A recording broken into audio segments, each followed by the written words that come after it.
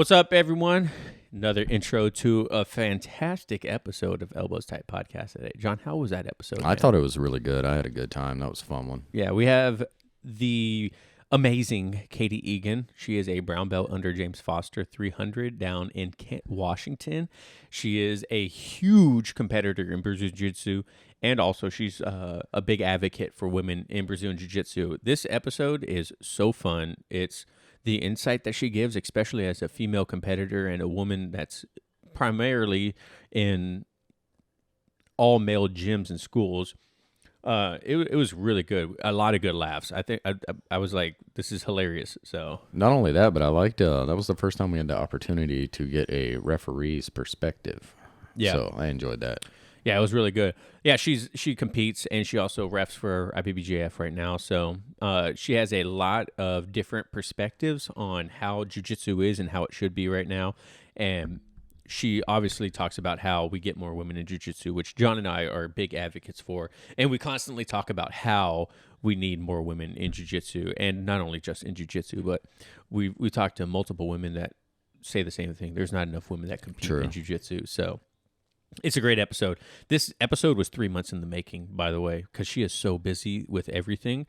It was really hard to get her on the show, and we got her, and it was well worth the wait. So I'm glad it happened. So, but John, what do we have for beverage of the day? Oh, Katie's beverage of the day was water. We didn't really talk about it, but I wish I would have asked her what those dolls were on the right-hand side of the video for anyone that watches. Those are Funko Pops. Oh, interesting.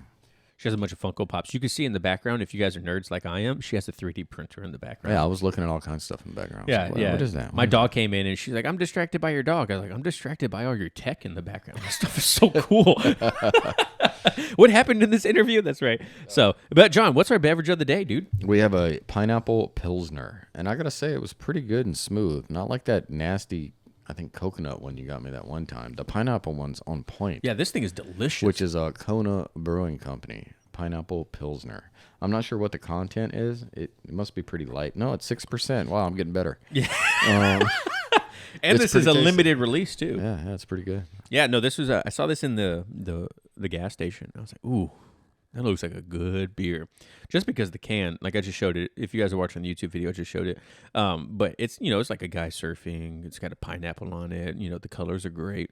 But it is also delicious. And I'm not going to lie, halfway through the second one, I was like, just don't leave a pineapple on your doorstep. And if you don't know what I'm talking about, feel free to Google it. I don't know what you're talking about. Well, you should Google it. So, but if you guys want to check out this beer, we're going to have a description or a link down in the description below in our YouTube and our video or our podcast description. Also, be sure, like we say at every episode, be sure to leave a 5-star review on iTunes, like and subscribe on YouTube. Hit that bell notification so you know when we upload a video. Also, all our social media, Elbows Tight Podcast, Elbow Tight Pod on everything, elbowstight.com, and all that fancy stuff. So hopefully you guys enjoyed this. This episode was highly requested by multiple people, and it delivers. This is a great episode, and I'm so happy we were able to fit it in our busy schedule. Agreed. So, but John, you got anything else? Nope, nothing else. So thank you guys so much for watching, and we'll catch you later. Peace.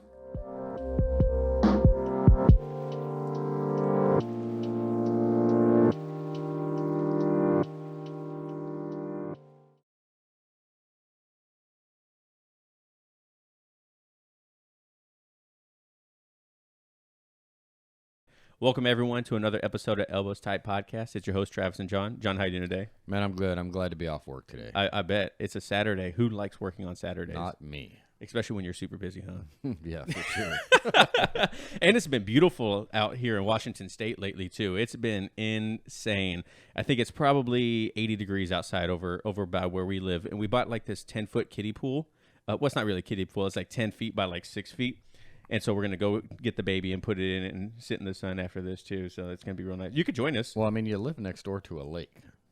Yeah, but that's okay. That's a good point. But I mean, literally, the lake is within walking distance. It's within walking distance. It's like, I don't know, maybe 5-minute walk from here. I would have to go through someone's house, though. It'd be like, hey, I'm just here for the lake. Just I'll be right back.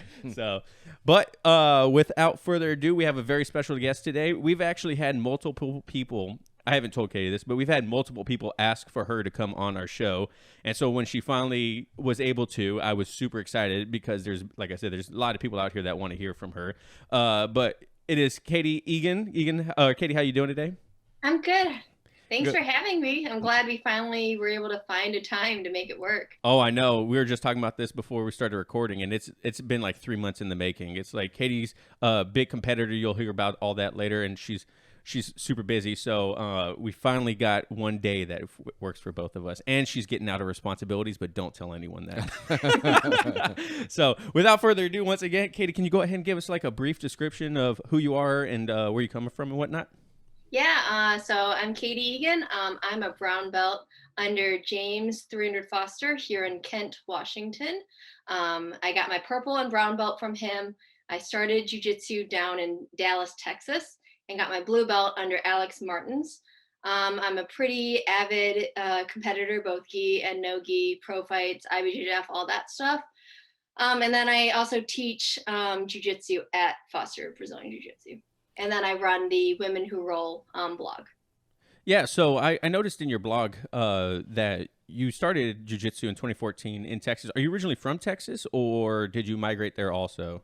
No, I'm actually originally from the Midwest. I grew up in Madison, Wisconsin, and as soon as I was done with college, I wanted to get away from the snow, and I moved as far as I could away from it. So how Madison, Wisconsin, I know that place because of CrossFit. The CrossFit Games were held in Madison, Wisconsin for quite a few years. Were you there during the time when that they were being held there?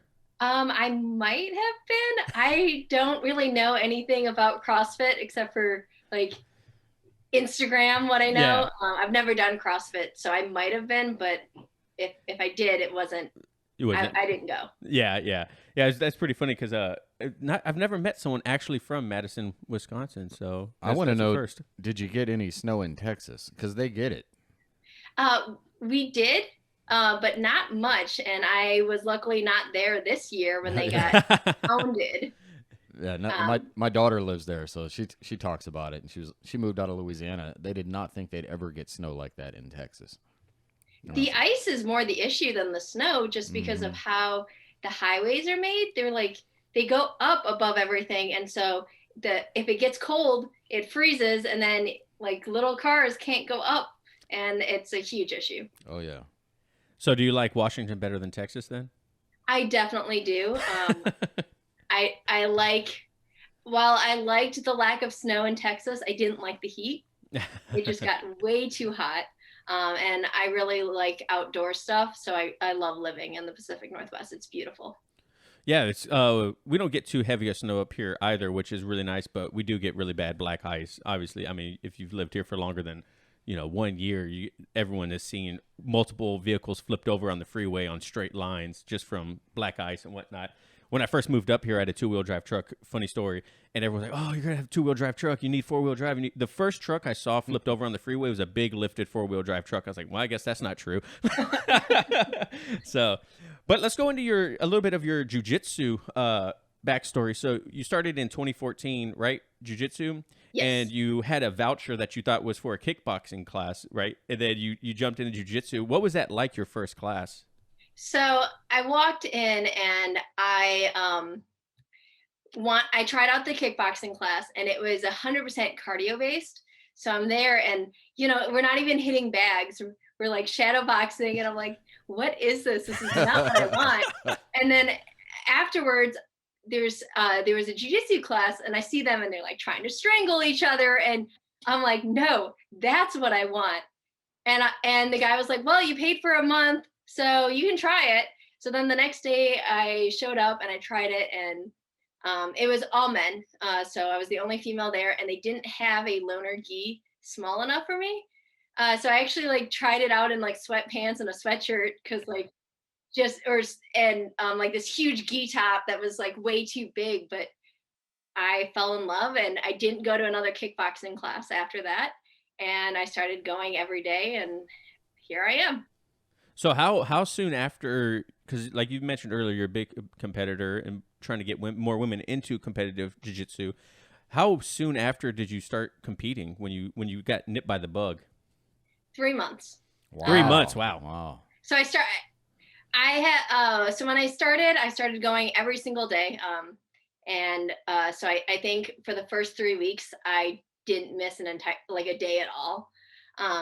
And so I think I progressed really quickly, but then there was a all women's tournament in Texas, and it was for a fundraiser. So I was like, okay, it's a good experience. Everyone told me, oh, you lose your first tournament anyways, doesn't matter, just get it over with. And then I went out and I actually won the whole thing. But it was the first time I rolled with a girl, was my first tournament. And then after that I was like, I want more. And now here I am 7 years later. So how often do you actually compete? And was there any like time that it was a kind of like a lull, like you're like, I'm good for a little bit, or have you been like on it ever since that first competition? So shortly after my first competition, I tore my rotator cuff. So I started jiu-jitsu in 2014, and I trained for about 4 months, and then I didn't train again until 2015. But then since then, I have been competing about once a month, except for COVID. I actually did 3 tournaments in the last month, which is why I haven't had time to come talk to you guys. But I really enjoy it, and I really think it's the best way to see where I'm at and see what I need to work on, because I am smaller than 95% of the people I train with, and a different belt level or anything like that. It's the best way to see how I need to progress. Yeah. So when you got injured, you said you tore your rotator cuff. Was that during jiu-jitsu practice, or was that completely something irrelevant from combat sports? It was during a jiu-jitsu tournament. Ooh. I ended up getting slammed on my shoulder, and it tore my rotator cuff.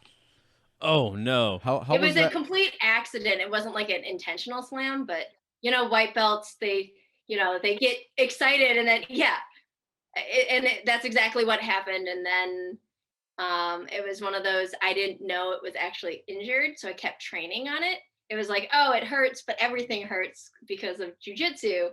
And then I've gotten a lot smarter about injuries now, and knowing when it's sore versus hurt. And then it just kept tearing a little bit, and then luckily I didn't need surgery, but I had to take off a lot of time. Did you get to train at all once you figured out that it was messed up, or? Well, I'm stubborn. So yes, I kept training, and then eventually got to the point where it was like I couldn't lift my arm high enough, and so I took off. So in 2014 I started, and I took off from May until about December. I restarted in that December. So what was it like leading up to your first competition? Because I know there could be a lot of anxiety from, you're like, holy crap, I'm actually about to do this. I'm going to go against someone I have no idea who they are. Travis is in the same boat. That's why he's asking these questions. Yeah. I haven't competed yet. Shame on me. I'm a seasoned blue belt with 2 stripes on it. Big dog over here. But I have not competed yet. John has competed. He competed once as a white belt, and you got second place, third place, third place in the Extreme Masters division.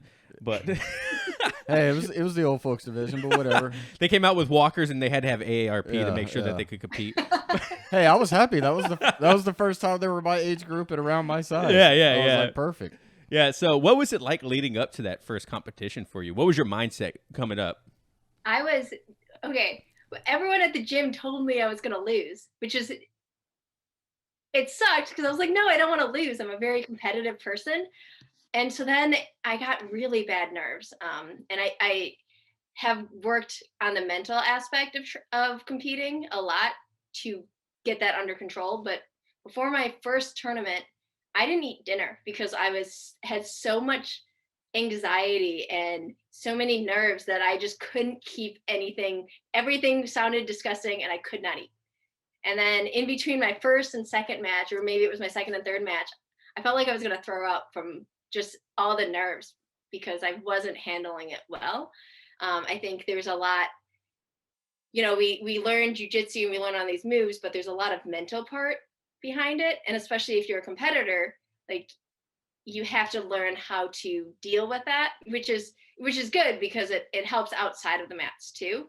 But I definitely didn't know that as a white belt. Yeah, so I hear a lot about mentality. I think Gordon Ryan literally just released a DVD set on BJJ Fanatics of the mentality of competing at a high level. Like, what does that look for you, and how has it changed over the years?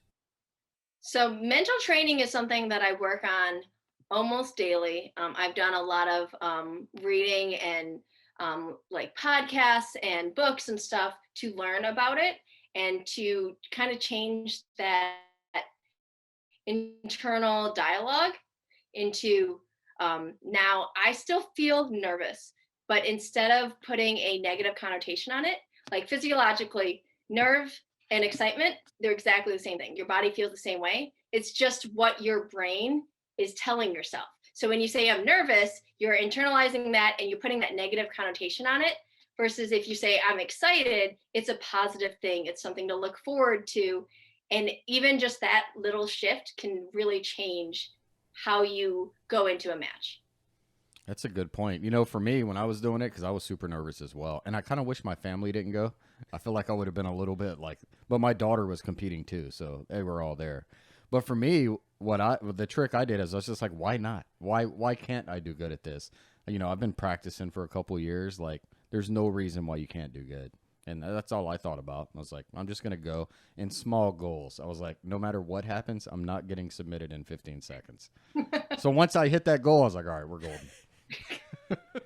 So what was it after the first competition? What was it like after your first match? And you obviously won your first match, right? Where you're like, holy crap, wait, I can do this. Like, was it like a switch? You're like, yes, I'm doing this.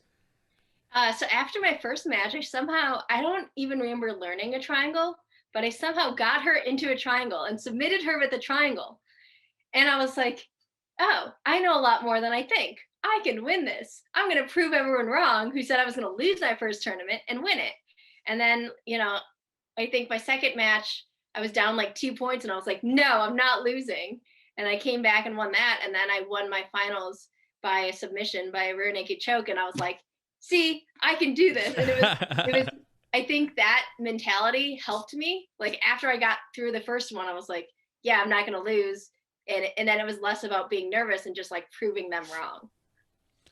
Yeah, that's very interesting. Do you feel like because the first time you rolled with a woman was at a competition, like all that beforehand rolling with larger men or stronger or whatever, do you feel like that kind of sets you up for success even more because you're like, hold on a second, this is like you're my size. This feels much easier. I honestly felt like I could throw them around, which is complete exaggeration because I'm not that strong, but they felt so light. I think I was like 125 and the closest training partner at that time was 155.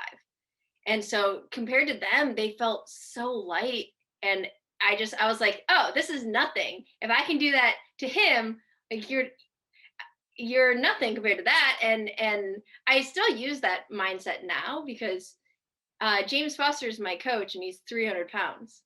And so when I go into open class, I'm like, well, how bad can it really be if I can deal with the pressure from Coach Foster? How bad?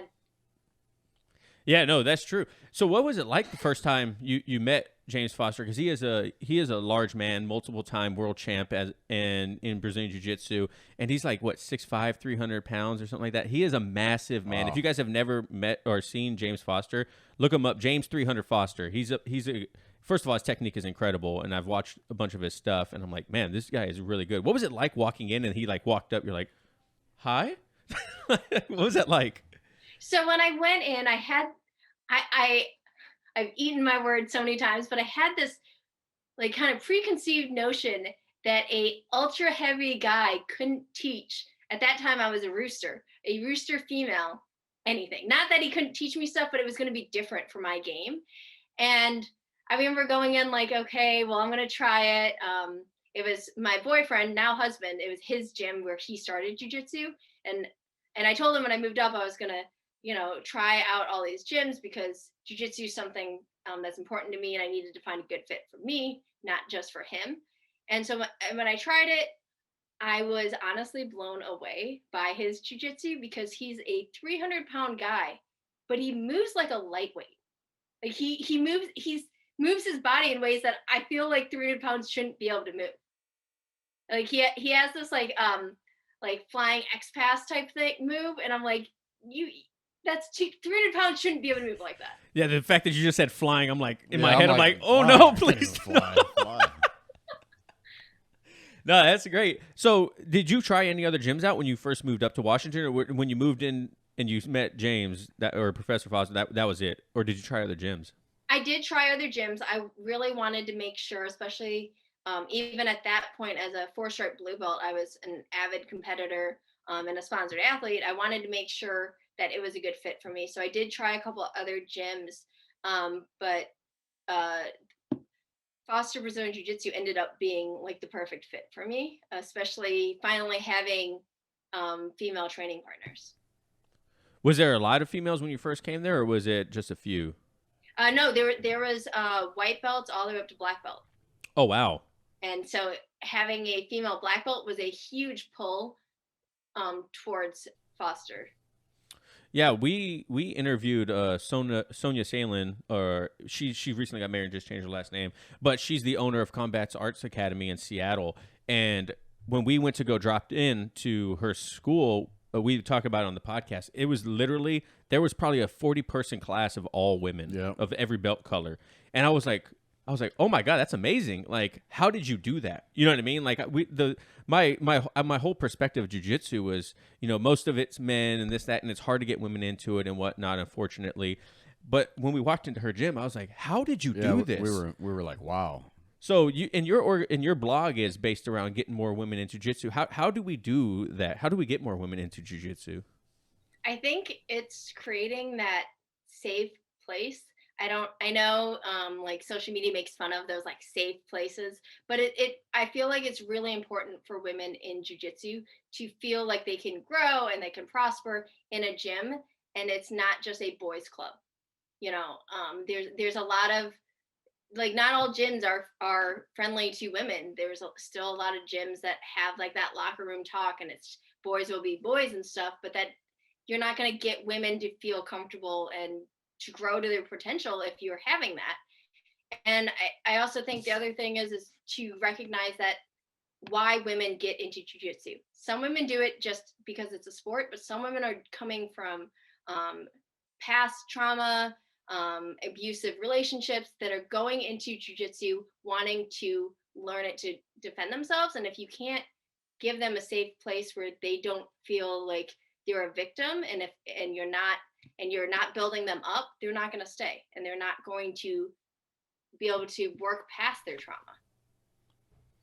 Yeah, how's it? He has 2 daughters. Both of his daughters are in jiu-jitsu. I was gonna say what I've seen that the struggle is. So I have one daughter that's 14, and she went for probably the last 2.5 years, and just recently she's like, I'm not gonna go anymore. And I know for her, the big obstacle is there's no other women in class except for maybe Riley, Who's a silent assassin. And Riley's a straight-up killer. And so my daughter's like, she's in the class with me, adult class, and unfortunately, if Riley's not there, then the odds are her partner's going to be close to 200 pounds, and she just doesn't enjoy that. She dealt with it for a long time, and just the lack of women just got her out of it. My youngest daughter's still in it, but in her class, there's a lot more girls. Yeah. So she doesn't mind it. She partners with them. She partners with the boys, but they're so much smaller that she doesn't mind it. But it seems like we just don't have enough in our adult classes. Yeah, we're starting to actually get more women in our class, in our adult class. I think when we I have can 4. say we have 3, it's still too small. Yeah, obviously. We have, I think, 4 at the most of women in our class at one time. We're still a brand new school also. But the fact that we have 4 women now, I'm like, okay, tell your friends. Like, bring more. Like, come on. Like, trust me, you guys obviously got bit by the bug. Let's bring more. Has been your experience too? It has. I think it takes a while to grow a women's program. Just kind of like any gym, you start off small, and it's gonna word of mouth, I think, is the most powerful ad compared to anything else. And it will grow, but it does take time, and it takes someone that is willing to put in that time and to entice women to join, because it's hard to step on a mat when all you see are sweaty men trying to choke each other. No, it's true. As a woman, I'm sure you get this question a lot. Like, what is it like rolling with men? Do you feel that you're like, we talked to our friend Ashley Villanueva, and she talks about how sometimes she felt like guys went too easy. She's like, look, you're not doing me any justice by. And I've been accused of that. Yeah, before. and he's been accused by someone also, a higher belt, and she straight up stopped the roll and was like, what are you doing? Well, in my defense, so I've had the whole gamut of experience.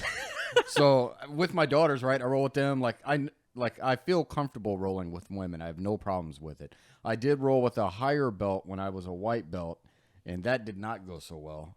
You remember that in Japan? Yeah, in Japan. That roll stopped, and then I was accused of rolling too hard. So then it made me like, where I'm a little hesitant. I don't want to be the guy that rolls too hard. So I don't know. Sometimes it just feels like a crapshoot. So what is it like in your eyes then? I get both sides. I think as a competitor, I get more of the going too hard, especially because I'm on the smaller side. So pretty much every guy is going to be bigger than me. 99% of the men are going to be bigger than me. So I do get more of them going too hard. But when it comes to like new white belts, before I even roll with them, I kind of tell them, like, I'm going to give what you give. So if you go hard, I'm going to go hard, and you're going to lose because I know what I'm doing.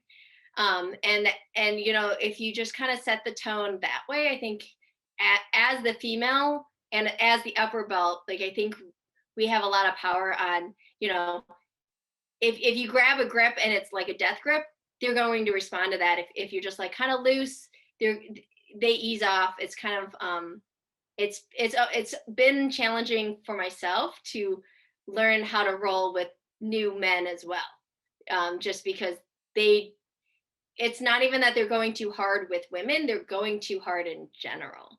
They're just spazzy white belts and they don't know any better. And so they just need someone to teach them that, flailing around on the mats isn't going to get you any better. Yeah, we have our professor now is a high school wrestling coach, so he has a lot of former students that were wrestlers for him and whatnot coming in, and they're brand new white belts, but they have that wrestling mentality of like go go go go, smash smash smash smash, right? And I'm like, look, man, that's great for when you get further in jiu-jitsu, right? Using that mindset is going to get you far. As a brand new white belt, I know how to counter it perfectly. And like, you're just going to get caught in stuff left and right because you don't understand how to hang out and to chill out for a second and figure out what's going on. If you're constantly pressing forward, you're going to get caught one day. Just relax. He got mauled by a bear in Japan one time. I think the guy was maybe in his early 20s. John was in his early 40s at the time, and literally, I watched John with his eyes plead for like mercy. I just wanted to tap. Like, can I not tap out, but like tap Travis? Like, you're in. You're in. But have you rolled with? Can you tell the difference with someone that has grappling experience and someone that has like no grappling experience when you first roll with them too? Oh, definitely. I know if they have some kind of martial arts background or are a wrestler, because they aren't as tentative and they just kind of want to crush you. Like, they want to prove to themselves that they know something, versus I feel like brand new white belts tend to be very hesitant. They don't even know like where to grab or what to do, versus wrestlers are like trying to like grab you and pin you down. Yeah. So we talk about this all the time when we roll with brand new white belts. Like, perfect examples, like you just said, right? When someone has grappling experience, they're trying to prove something, and I don't know why. Right? It's like, look, man, you just started. It's okay to know that, not know anything, But when I've rolled with people that have zero experience in martial arts or grappling, I'm always trying to encourage them, like, no, attack. It's okay. It's okay. Like, I'll stop you if anything hurts. I'll coach you through some stuff. You know what I mean? And it's like getting them into that mindset of like, you're not going to hurt me because I won't let you get to the point where you hurt me. You know what I mean? But as we're a wrestler, they're putting themselves in a position to hurt someone. They're nonstop. They're pretty. That spazzy white belt is a real thing. Yes. Have you ran into spazzy white belts of women also, or are they kind of the same mindset of like I just don't know what I'm doing? They are spazzy, but most of the time they don't have as much weight behind it, so it doesn't feel as dangerous. When you have a 200-pound man that are trying to rip your legs off, your and they're just like going back and forth being spazzy versus 130-pound female, one is a little bit more dangerous, and I think that's why you hear about the white belt men. And there are like women of all sizes and you'll get it spazziness in pretty much all of them. I feel like even I was lucky because I didn't get called a spazzy white belt. I just had a lot of energy because I was only like 120 pounds going against 160-pound guys, so it didn't really phase them as compared to like in reverse. Um, but I mean, I think it just comes with learning how to calm down and how to kind of be okay not knowing and be okay losing. I think most people go on the mats and they don't want to, obviously, they don't want to get tapped. They don't want to get their guard passed or get mounted. And so then they try everything. And so that's when the brute strength comes out, or like the flexibility and the speed. And that's what turns into a spazzy white belt. One thing I learned, and it took me a while with the brand new Spazzy white belts, is don't try anything complicated because they don't respond the way you expect someone to respond that's been doing jiu-jitsu for a hot minute. So keep it simple if you're going up against a brand new white belt because they don't know how to respond. That took me a while to get. I was like, that guy didn't move like he was supposed to move. What is he doing right now? And I was like, all right, I got to tone it down. You're like that Kimura to omoplata didn't work because the guy just literally stood up like that's not safe. You're not supposed to do that. Yeah. But I was like, oh yeah, they don't know how to respond. They don't respond like we think they're going to. Looking back now, what was white belt Katie like? Oh. I was really aggressive. I think I won a lot of my matches. I'm predominantly a guard player now, but I didn't start playing guard until blue belt. So at white belt, I had this great bulldozer double leg where I just would run through them and get them only because I was more aggressive and ended up on top, and then, and then it was done. I think like I was also really, really dedicated. I started doing 2-a-days a month in. I would go, my gym was just like 10 minutes away from where I worked. And so I'd roll and then come back to work. I feel really bad for the people I worked with because I was a little sweaty and probably a little stinky, but like I loved it. And I had that jujitsu bug, and jujitsu was so new. I had done taekwondo as a kid, but that's nothing like jujitsu. So everything was new. Like I was like, oh, this is an armbar. Oh, that's a kimura. Oh, that's an Americana. Like it was like the little kid in the candy shop and seeing all the different kinds of candies, and your face just keeps lighting up brighter and brighter because it's all new. And how have you changed since your white belt days? Do you still have that like when you see something cool, you're like, oh my god, that's like that candy, or do you more like, how am I going to incorporate? Can I incorporate that in my game? I don't know if I'm going to take that or not. I think I'm more the latter. I do really get excited about jujitsu, but now when I see something new, it's more of a, okay, how does this work for my game, and how can I work this? Or it's like, okay, well, I'm already doing that. I could kind of change it. And like, I get really excited, but it unfortunately, I'm now at the point where I don't see new stuff. It's more fine tuning. It's not, at white belt, there's such a learning curve. And then you still learn a lot at blue and purple. And now I'm a brown belt, and a lot of it is just making things tighter and making things more efficient. How does promotions work for you? We've had various different, I guess, we've had different instructors now over the last 3 years, so they're always different for us. So I'm just wondering, is it typically where you guys just have like a large open mat and you just go through a bunch of people and then the instructor sees what you know? Or is it like strictly one-on-one with the instructor? So when I was down in Texas, I tested for my blue belt. So I did have a blue belt test. And then my purple belt was a complete shock. I came in as a 4-stripe blue belt, and I mentally put another year at least on it, because when you change gyms, it typically adds more time. So it was just after training one day, Coach Foster put a purple belt on, like a few weeks before American Nationals, and was like, "Here you go." And then same with brown belt. So how Coach Foster does it, it's more individual. It's not, there's no test, there's no gauntlet or anything like that. He sees the work you're putting in, he sees your progress, and then we'll reward it or not. That's nice. I mean, I think I like that because I get a ton of anxiety. Because if they're like, "Hey, you're testing next week," I'm like, "I'm not. I don't want to show up. What day? I'm not coming in. Like, it's not going to happen." I wish I didn't know when you're actually, being observed and tested. Like, that's why I was curious. I was wondering how that goes. Do you have a like set test? Because when I tested for a blue belt, I got like a piece of paper, and I was like, I know these things. I don't know the names of these things. And I had to ask the guy that I was dating at the time. I was like, what is this? I don't, especially because some of the like throws are in Japanese, and I'm like, I don't know what this is. Well, we had seen our the first time we had some people get promoted, they flew the guy we were under from Japan into the school. And it was a little bit random. They just kind of like pulled him onto the mat, had him show a couple things, and then it was like promotion. Second time, we knew we were getting tested, but they didn't tell us like this is what's going to happen.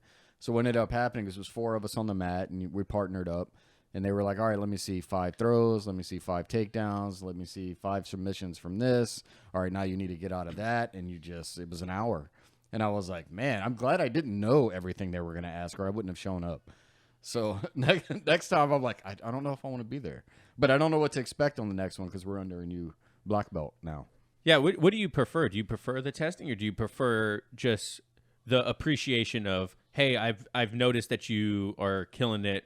Here you go. I am honestly torn. I really appreciated, I think, from white to blue, to really know if you're at that level. And I did appreciate that. But I think it's very subjective, because especially in the upper belts, it's just because your one aspect of your game isn't as far along, something else can be way further, because we all have our different games that we like. So I honestly prefer the more individual aspect, and I also think that there's a lot more that goes into promotions than, or should, than what in jiu-jitsu. I think it should also be, how you hold yourself on the mats, and how you're giving back to the gym and to the community. I think being a black belt says more than I know everything in jiu-jitsu. Not that you ever do, but it should also say something about you as a person.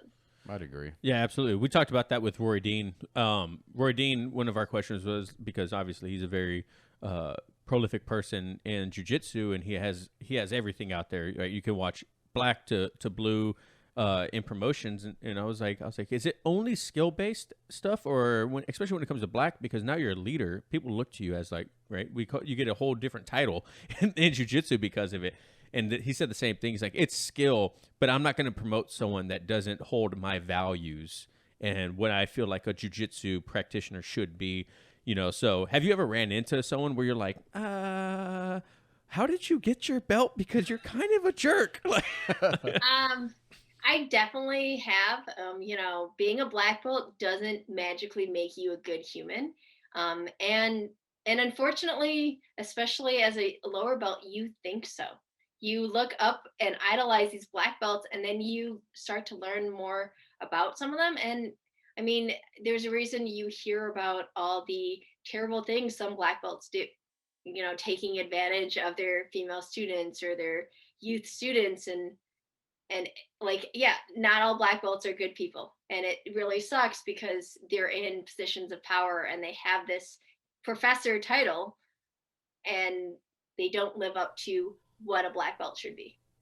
Yeah, and that's difficult too, right? Because It's kind of like the more variety you get as a practitioner, the more you understand what a good black belt is or a good instructor is and what a bad instructor is, right?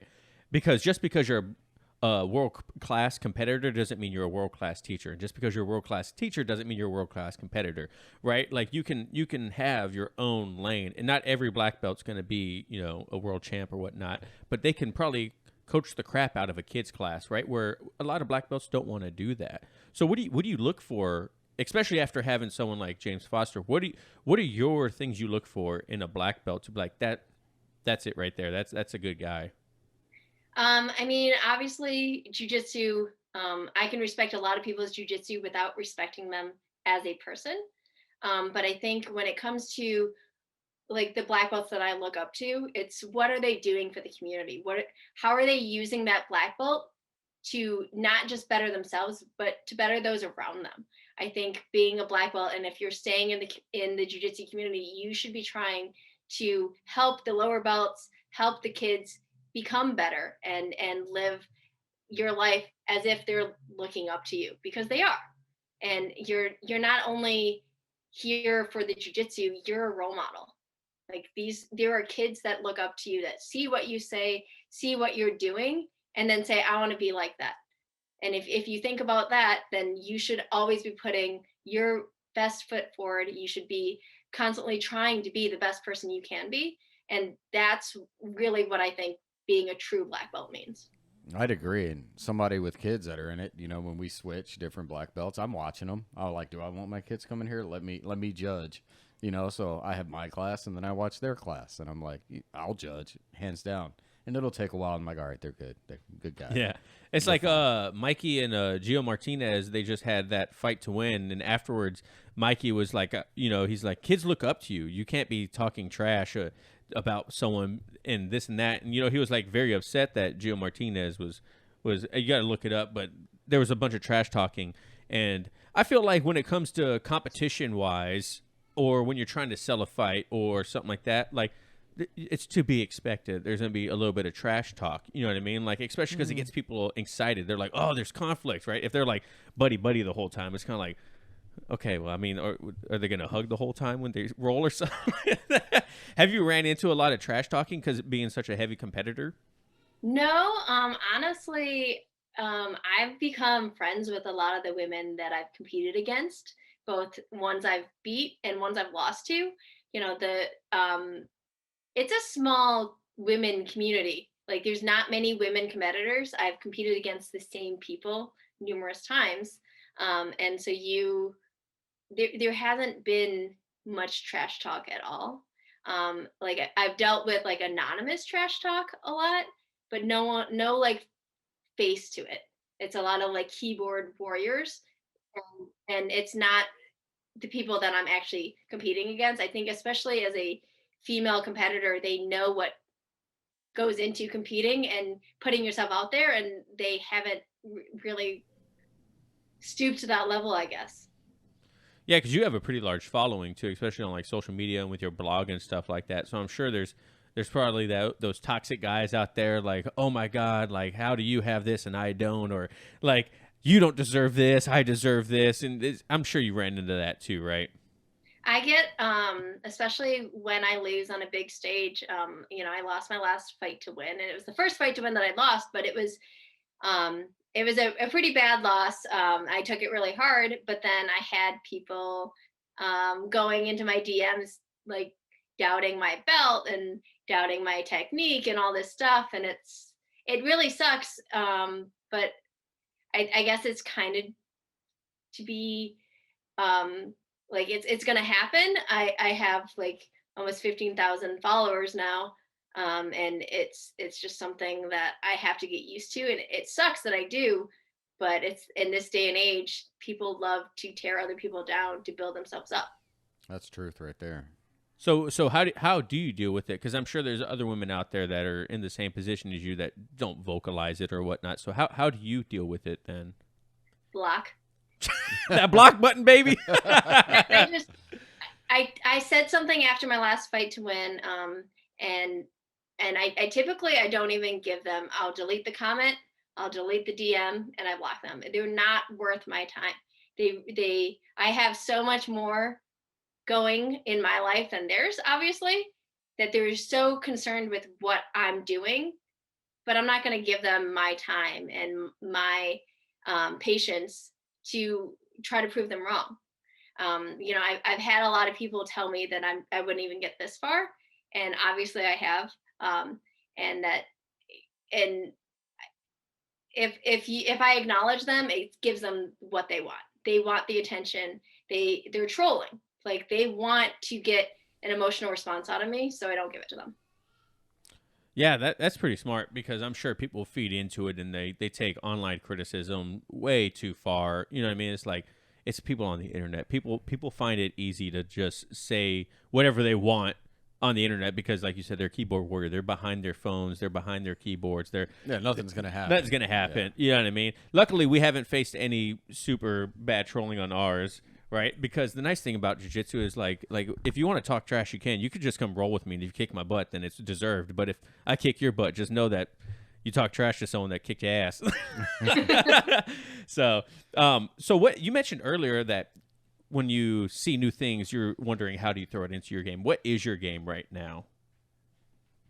I'm predominantly a guard player, so I really love guard. So it depends if we're talking gi or no gi. So in no-gi, I love leg locks. So I play a lot of like shin to shin guard to get into like outside ashi and honey hole and all that stuff. And then in the gi, I play a lot of lasso. So what do you prefer, gi or no gi? Well, it's summer right now, so I prefer no-gi. I can relate. The gis are hot. Honestly, I kind of go through phases. It depends what's more exciting at the time. I really enjoy no-gi right now, especially with IBJJF allowing leg locks. Like I love that any attacks from the waist down are legal. Like heel hooks, outside toe holds, all of that. It's wonderful. So right now, I really, really love no-gi, but I also think that has a lot to do with that gi feels heavy with when it's hot, and so in the summers I tend to not like gi as much. So ask me in December and I'll probably say gi. So what was your reaction when IBJF came out saying heel hooks and leg locks are authorized now? Were you like jumping up and down like yes? I was like, finally. I felt like it had to be coming, and I'm really glad that they changed the rules. I think it was really silly that at least brown and black belts couldn't do heel hooks in no-gi. I completely understand why they wouldn't want them in the gi, and they don't want reaping in the gi. But if we're brown and black belts, we should already know how to defend that and how to deal with it. And if you don't, then you should go back to the gym and get to work. Wait, so you can reap in no-gi now in IBJJF? Yep. Oh, I didn't know that. I thought you still couldn't reap. Yeah, no, you can reap, you can do everything. You still can't do like the neck cranks and all that, or the spinal locks. Yeah, so like twisters and stuff like that. Yeah. Maybe one day you'll see a crazy twister in IBJJF. So do you think they did that just out of your curiosity? Do you think they did that to kind of keep up with like the ADCCs and the fight to wins where they allow these kind of things? Do you think they kind of did that to stay modernized? Honestly, I'm not sure. I think that probably has something to do with it. But I also think that 10 years ago leg locks weren't as much of a thing, so it was hard to have that pull to allow something that can really injure an athlete. And now if you're not studying leg locks, you're really far behind. And so I think that has a lot to do with it. It's that jiu-jitsu has just kind of evolved into leg locks are part of it. When do you think they should start teaching leg locks in a class? Should that be white belt, blue belt? That's a good question. White belt. 100%. You really? White belt. It depends on what leg lock it is, but I mean, ankle locks are legal for white belt, so they should be learning them at white belt. At our gym, we allow blue belts to start working knee bars, and then purple belts get toe holds, and then brown belts get the slicers. And then black belt is heel hooks with supervision. Yeah, I accidentally knee barred a white belt the other day, and I was like, I'm so sorry. I just realized I knee barred you. That was not my intention. I think I locked it in, and then they tapped, and I was like, it was like, I snapped too. I was like, I'm so sorry. Like, don't tell professor. Don't tell professor. I remember when we they taught toe holds for like a week, and I was really excited for that. And then it was like, sorry, you can't do that unless you're like 4-stripe blue belt. And I was like, well, what the hell? I'm gonna forget it now. I think it's important to train even the moves that you can't do before you get to that belt, because otherwise, especially as a competitor, if I waited until I was a brown belt to start working knee bars, I'd be so far behind. And um, obviously you have to pick who's safe to train leg locks with, because while it is just a straight arm lock for the knee, you blow out your knee, it's a little bit more serious than your arm. Yeah, and it's like we talked about earlier, right? Like I put a knee bar on that kid, and I felt comfortable locking in a knee bar because I know what it takes to finish a knee bar. It doesn't take very much, right? But where I snapped to is like he could have reacted to that very badly. You know what I mean? Like he could have turned the wrong way or not have tapped at all, and and a lapse of judgment could have been really bad. And I think that's what it comes down to also, especially for white belts. And to your point, is they should be learning these things early on, not only for their safety, but for others' safety too, right? That way they know, like, well, this is what it's supposed to feel like, and they're not tapping to this, so I'm just going to go ahead and release this and not have that white belt mindset of, I locked it in, time to crank it. You know what I mean? Well, remember, I didn't know what a knee bar was in Japan, and I was, I don't know, 3 or 4 stripe white belt, and I was going up against a guy, I don't know what he was because he was in no-gi, I think he was a wrestler. And he knee barred me 5 or 6 times in a row. And finally, I told him, I was, look, man, you're going to get this all night because I have no idea what you're doing. So you might want to just move on to something else. And he was like, all right. So what is it like when you experience like a new technique, or you get tapped during competition? Are you like, do you record all of your rolls, or do you kind of just play it back in your mind? Like, what did I do wrong? Oh, that's interesting. A lot of it, especially I think at the brown adult level, is less about what you're doing wrong and what your opponent's doing right. You know, it's a game of inches at this point. You know, you can grip a little bit too low, and that can be all they need. I try to not, I lose a lot, I win a lot. It just comes with competing, and I try not to put too much pressure on myself. Especially as a competitor, you go out there. I have 8-minute matches as a brown belt, but those 8-minute matches isn't a good representation of all my jiu-jitsu and what I know. And I have to keep that in perspective, because otherwise I'd be sitting there like paralyzed and, oh, I really messed up. I really messed up, because even on the matches that I win, there's things that I'm like, okay, I'm going to work on this. And I focus on that. I'm like, okay, what am I going to do to improve, versus what submission did I get caught in, or the mistakes I made. I try to put it, it's kind of like that mental training. I try to put a positive spin on it, where it's like, all right, I'm going to work on this. I'm going to get better at this, rather than, oh, I suck at that. Yeah, that's super interesting, because I feel like people, when we first started, we videoed almost every single role we had. Yeah. And I felt like it honestly was a huge like game changer for us, because I'm like, why am I laying there for 5 minutes? Yeah, you think you're doing something. You think you're like crushing it, and then all of a sudden you're like, oh man, I actually didn't do anything for a solid 45 seconds. No wonder nothing moved. You know what I mean? And so when I tell brand new people, like, hey, when you first start, make sure that you kind of like film your rolls, or you understand like what's going on, because when you play it back, you'll start. Yeah, that's my dog. This will be in the YouTube video. This is my dog, Blaze. I'm very distracted by a cute dog. You put a cute dog in front of me, and I'm not going to listen at all. Like, this was a jiu-jitsu podcast. Now it is a puppy podcast. No, yeah. So do you what advice would you give like a brand new white belt coming into jiu-jitsu? Like I always tell them, like, take it easy, film your rolls. I think it's a very important thing to see what you look like rolling. That way you understand what it feels like also. What would your piece of advice be to a brand new white belt? I would tell them to start a jiu-jitsu journal. Every time, like after class, I'm a huge nerd. And so when I was a white belt, after class, I would write down the technique that I learned.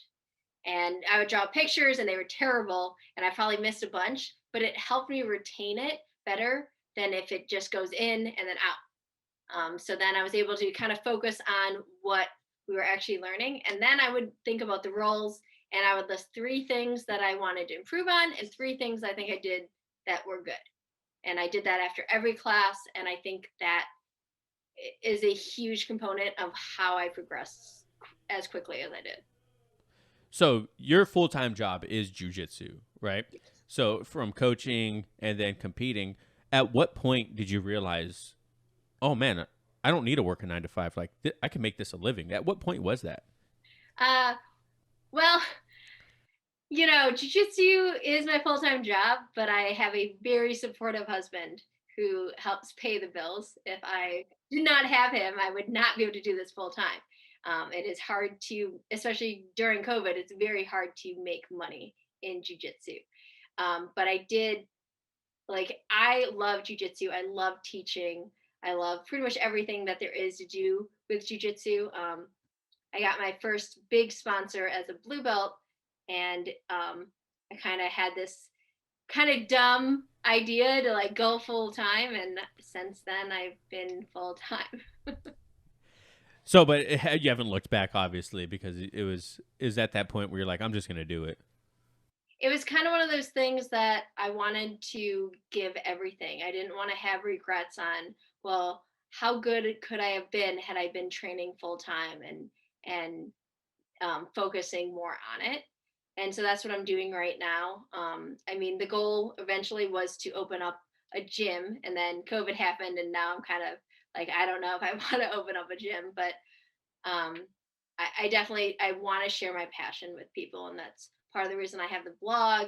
Part of the reason I'm going to be starting a podcast, because like it's just something that inspires me and just fuels that fire inside me, and I just want to share it with everyone. And I could be working a 9 to 5 and making a lot more money, and but I think there's more to life than money, and you should chase your passions. So, what has been your biggest victory in jiu-jitsu? And it doesn't have to be like a competition wise, but like what was your proudest moment? Is it getting someone into jiu-jitsu, winning a competition, learning a move, getting promoted? Like what was your biggest moment? Honestly, getting my purple belt. It was one of those things, everyone makes those jokes about blue belts disappearing. And when I was a white belt, the first upper belt that I saw was a purple belt, and brown and black just felt so not attainable. I was like, I just want to get my purple belt. And so when I got my purple belt, it felt like I was finally more legit. It just felt so good to get it. And then, at purple belt, I started doing more pro fights and fight to wins. And it just, purple belt was such a huge growth for me that I really enjoyed purple belt. So I have a question. Since you do jiu-jitsu full time, do you take as far as training, are you like on a regimented diet, and do you do like any meditation? I was going to ask that. Something like mental and physical, or is that something like you really watch? I typically do. I eat pretty clean in general, just because I like how my body performs eating cleaner. But I like food, so I think everything in moderation. I wouldn't say it's really really strict, because I will like have a beer sometimes, or have that cupcake, because I think life is too short to limit yourself from everything good. But I do take my diet really seriously. There are weight classes in jiu-jitsu, so I have to make weight. And when it comes to like meditation, I've tried meditation. I'm really bad at it. I don't know how people shut down that voice inside your head, but I can't. But I do a lot of like yoga and that kind of stuff. And I'll supplement a lot of my training with like strength training and yoga and like bike riding and that kind of thing. Yeah, it's always interesting hearing what people do outside of jiu-jitsu to improve their jiu-jitsu, like, because we've heard multiple people talk about different things on how they feel what you should do, and yoga is like almost always one of the things, right? Because it is physical and spiritual, right? Like deep breaths, clearing the mind and whatnot, and pushing your body a little bit further. I tried yoga one time. It was terrible. I'm not even gonna lie to you. I was the guy that was teaching me though he was so supportive. It was fantastic. I was like sitting there like struggling. I was like, oh my gosh. And he's like, you're doing great, Travis. Keep pushing. That's awesome. I need to like, get you to do a hot one with me. Hot yoga? Yeah. Did you prefer hot yoga or just normal yoga? I love hot yoga. Me too. Me too. I do hot yoga since before COVID, so I miss it a lot. But I love it because I always overstretch though. I'm a very, very flexible person, and I'm always like, oh wow, look how deep I can go. And then the next day I'm like, oh, my hamstrings. Why did I do that? I should not have gone that far. They walk over and help me. They're like, and I'm like, whatever. Their screws holding that in. They're like, John, we need you to bend over. This is rock bottom. This is all I have. Like yoga for rocks. I don't know if you've ever seen that, but I follow that one. And I'm like, whatever. So John, go ahead. Sorry. So my husband is probably the least flexible person you've ever met. I'm not exaggerating at all. I started making him do yoga, and he can finally kind of touch his toes. Okay, wow, yeah, that's John in the morning in the pre-class stretches or warm-ups. They're like, all right, reach down and touch your toe. John just sits straight up. He's just like an L. He's like, this is me touching my toes. I'm horrible. Like I can't help it. I've tried. And he has one fake shoulder and then one shoulder that's about to be replaced also.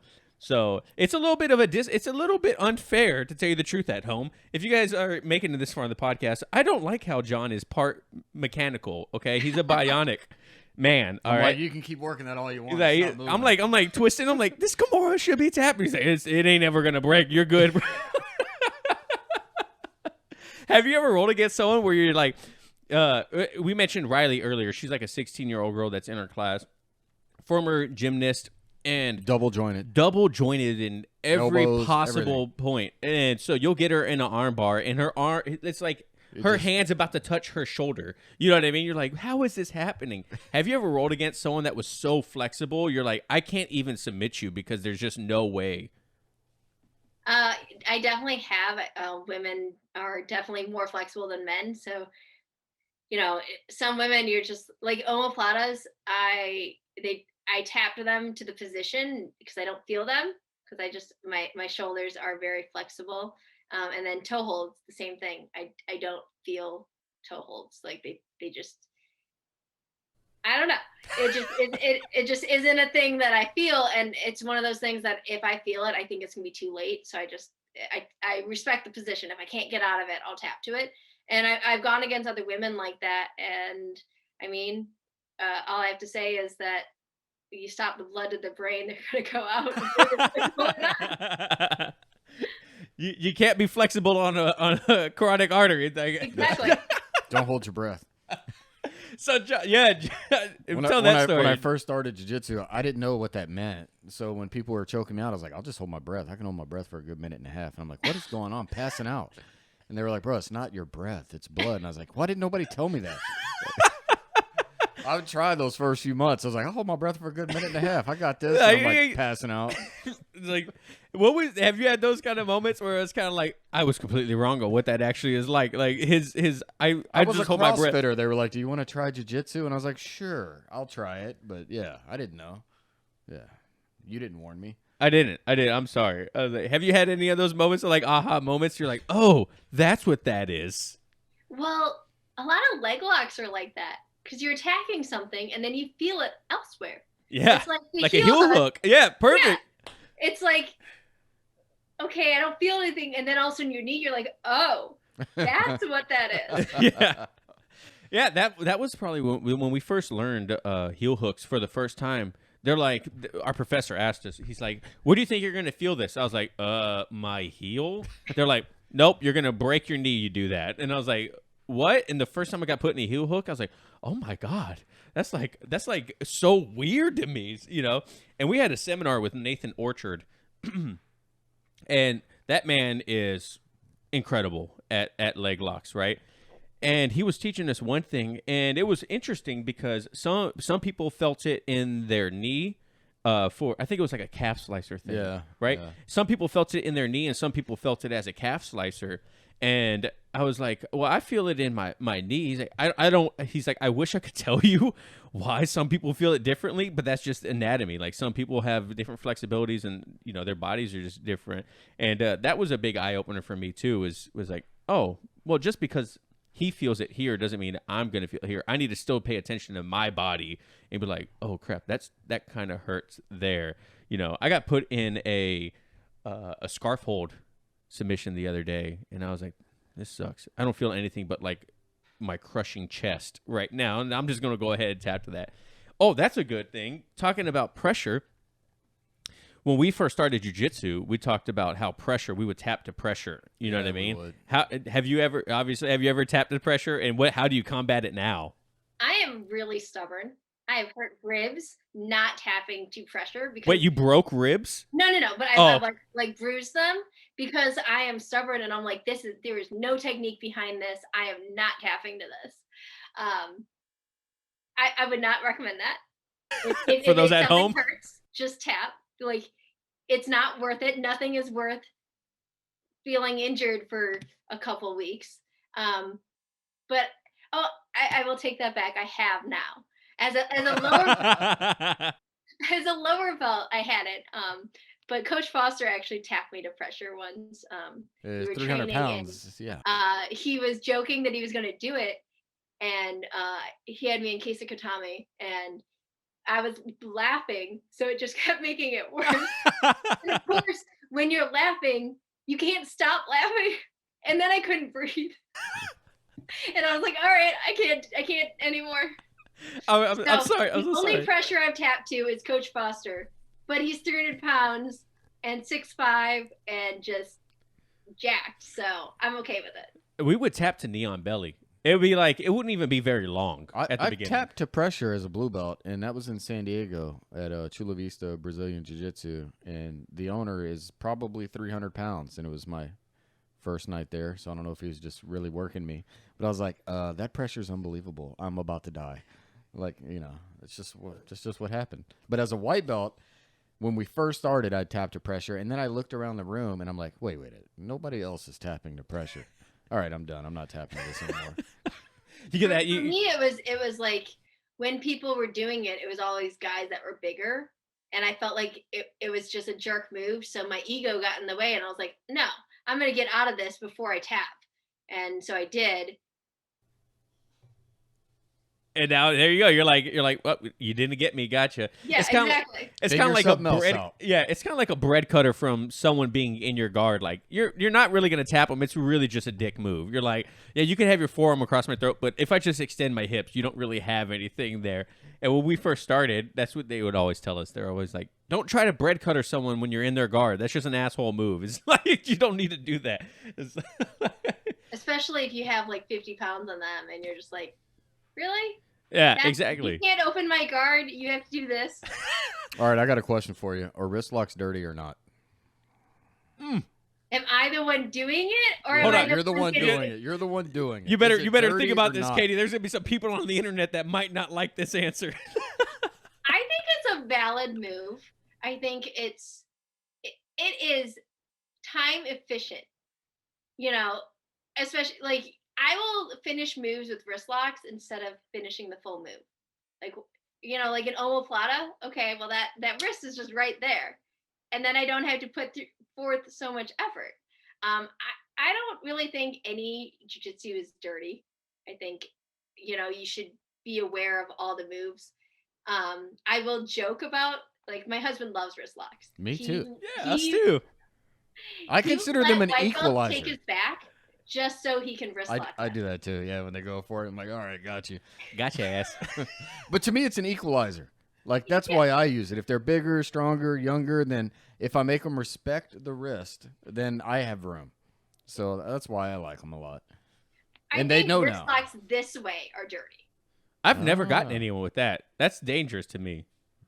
It just feels like a move that you do to, like, when you're bigger than people. Versus this one feels more legit. I guess. I don't know. I don't have an issue with wrist locks.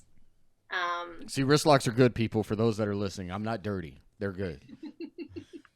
I can't call wrist locks dirty and then try to heel hook people.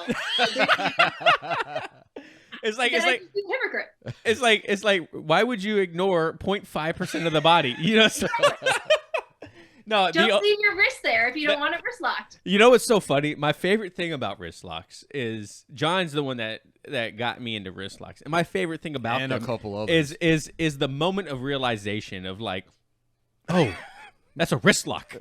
I better get out of there. I love that. I don't even finish wrist locks. I just like watching people like, oh crap, like my wrist is about to break, and like. You were talking about the pushing the fingers back instead of pushing them down, right? In a wrist lock. For those at home that are listening and that don't know, she was talking about pushing the hand back as pushing the hand down towards like the inside of your arm. The only wrist lock that I've ever learned from that pushing the hand back is when someone collar grips you and you grab elbow and kind of push the hand in, and you can finish it either or way. But I've never been really successful in that. Most of my wrist locks come from people in side control or like a Kimura or finishing a move that should be something else with a wrist lock, right? Like, yeah, you're not really tapping to this arm bar, but if I just do this, there you go, I got you. Exactly. So what's next for Katie? What's up and coming for you? I have the Charleston Open in August, and then Pan's No Gi Worlds, Master Worlds, and Gi Worlds. Wow. So what do you prefer? Do you prefer IBJJF or like a fight to win? I prefer fight to win. I'm now a ref for IBJJF, so I've been doing a lot of IBJJF that way, and I really enjoy that. I think for all the female listeners that are brown or black belts, we need more women refs out there. That's and I really enjoy representing women as a ref. So right now, I guess I would say IBJJF, but I don't really care. You know, I think your jiu-jitsu should be good at every rule set, and I've never turned down any fights because of the rule set, and I won't. So, any? Have you competed in Naga? I haven't, but that has a lot to do with it's hard to find people for local tournaments. Have you ever had to deal with someone that didn't agree with your call in a tournament if you're the ref? All the time. Well, how does that work? Always. I'm sure. I didn't tap. It's like, I saw the hand movement. At my first, the only time I competed, I was watching a match while I was waiting, and one of the guys tapped, but the ref didn't see it, and so the guy stopped, and then he got submitted. And like everyone around was like, no, that guy tapped, but the ref didn't see it. And I was like, man, like, how does that work if like you have something like that happen? So as a competitor, I will say that you're supposed to hold on to the submission until the ref says stop. And that can be difficult. But I would highly recommend it because unfortunately there are people that will take advantage if the ref doesn't see it. I haven't had that situation happen. I have had people either one, don't know the rules and will ask for sweep points when it's not a sweep. You know, if side control and you roll them over, there's no sweep. It's just a reversal. There's no points for that. I'll get that kind of stuff, or people yelling at me, asking for takedown points when they're in a guillotine. Like, you don't get your takedown points until you any position. You don't get points for any position until you escape the submission. So if you pass someone's guard, but they have you in a Kimura or whatever it is, you don't get points until you escape that Kimura. And then you just get people yelling at you because their person is losing. And that's what I was going to say. Is it their coach doing all this I'm sure the coaches yelling? are way harder to deal with sometimes, right? Yeah. Have you coached any kids classes or kids competitions? I have. That is the most nerve-wracking That's thing. what I was going to say. Because I see them cry afterwards. And I'm like, don't cry. You did good. Don't cry. I don't even mind the tears. I just don't want a kid to get hurt on my watch. Because, you know, we're told to stop the match as soon as that arm extends and arm bars. But what if it's too late, if you're like a second late and you can hurt that kid's arm is now hurt for the next month. And so I feel so much anxiety watching them, and I'm like running on the match, making sure I see everything, because whether they win or lose, it doesn't matter to me. I just want them to walk off healthy. Yeah. Have you ever caught yourself kind of like, oh, I'm reffing right now? Oh, like being a spectator? Yeah, you're like, man, it's a great match. Like, I'm actually the person telling them like who's winning or not. Have you had one of those moments yet? No, I haven't. I keep some like strategies to keep myself in the match. So like it depend, you have the wristband on the right hand, and that's for the colored gi and versus the white gi. And depending on who's on top, like I'll switch that so that way I know who started on top, who started on bottom. So if something happened and I didn't see it, then I can be like, oh, my right hand's over my left. Okay, now the white gi is on top, so clearly they swept them. But luckily, I haven't needed that. I take reffing very seriously, and so I am sweating by the time I get done reffing. The amount of steps that I take, and I try to represent women very well. There aren't many women refs, so I almost feel like I have to do an even better job than any of the men, because I'm representing all women and not just myself. Yeah, so what was the process like to become a ref? Was it kind of difficult? Is it like an online course, or is it like a minimum belt level, or what is it? So for IBJJF, I reffed a lot before IBJJF, but IBJJF, you have to be a brown belt. You have to take the rules course, and you have to get an 85% or better on the test. And then you become a referee trainee, and you'll go, and before every event, no matter you're a trainee or a veteran ref, you take a rules training program, and it's another 2-hour like seminar type thing webinar, where they talk at you, they talk about the rules and anything that like that, and you have to take another test, and you have to score an 85% or better to continue to be a ref. So that's how IBJJF does it. Most organizations aren't that committed to their referee team. They just don't have the capability, I think. But I ref a lot in the Pacific Northwest. I'll be reffing at the Revolution next month. And I have taken other like referee training courses just to get better. And then there's some organizations that are just like, all right, show up and go. Hopefully you do it right. Yeah. So, John, you got any more questions for Katie? No, I hope you see Travis at Revolution. I'm not going to be there at Revolution. I'm sorry. We'll see. We'll talk I have a 401k I have to worry about. All right. I'm not trying to get my arm broken by some crazy spazzy blue belt. Hey, blue belts aren't quite as spazzy. Really? Oh, maybe I'll compete one day then. We'll see. Yeah, you should compete. I if agree. anything, just to say that you've competed. I think you learn a lot about yourself as a jiu-jitsu athlete when you compete. And you might learn that you love it. You might hate it and never do it again, but at least you can say, well, I tried.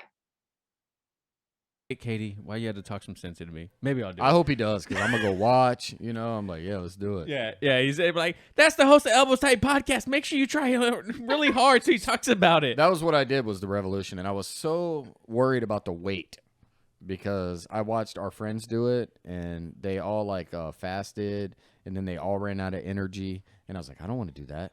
So I didn't know what I'd weigh in as, so I picked 195, I think, and I ended up weighing in at 181, and I was like, oh, man. But it was fun. I enjoyed it. So where can people find you, Katie? Instagram at Women Who Roll BJJ, womenwhoroll.com, Twitter that I really don't use, but I don't know how to tweet. Like, I'm on pretty much every social media at either at Women Who Roll or at Women Who Roll BJJ. Perfect. Well, we thank you so much for your time today. It was a blast. My face hurts from smiling and laughing so much, so thank you for that. It's greatly appreciated. I'm so glad that we finally were able to do this. It was way better than I was expecting, and I was expecting high things for it. So thank you so much for that. But I don't have anything else, John. You? No, thank you for the interview. It's great. Thank you very much. Thank you guys so much for listening at home. Remember to leave us a 5-star review on iTunes. If we reach, 20? If we reach 20 5-star reviews on iTunes, then we'll release a video of me choking John, a.k.a. open roll between John and I. If you can, I mean, it'll have to be a new one. Yeah, it'll be a new one. Let me know the date. I won't be there.